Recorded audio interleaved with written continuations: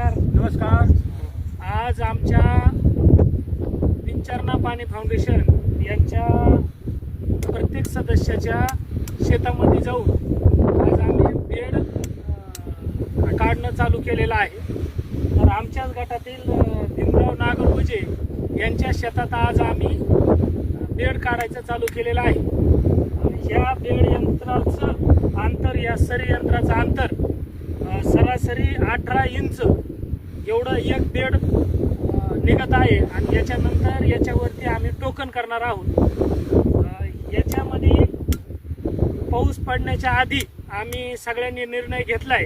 पाऊस पडण्याच्या आधी आम्हाला सगळ्या गटांना 2-2 एकरचे बेड काढायचे आणि पाऊस पडला की त्याच्यावरती टोकन पद्धतीने लागवड करायची. याच्यामध्ये आम्ही या यंत्राला पेरणीचा पण सिस्टीम बसवलेली आहे आणि ज्या शेतकऱ्याला खत पेरायचंय अशांसाठी आम्ही अतिशय चांगल्या पद्धतीने आमच्या सगळ्या गटाच्या विचाराने एक खुर्ची पण बनवलेली आहे.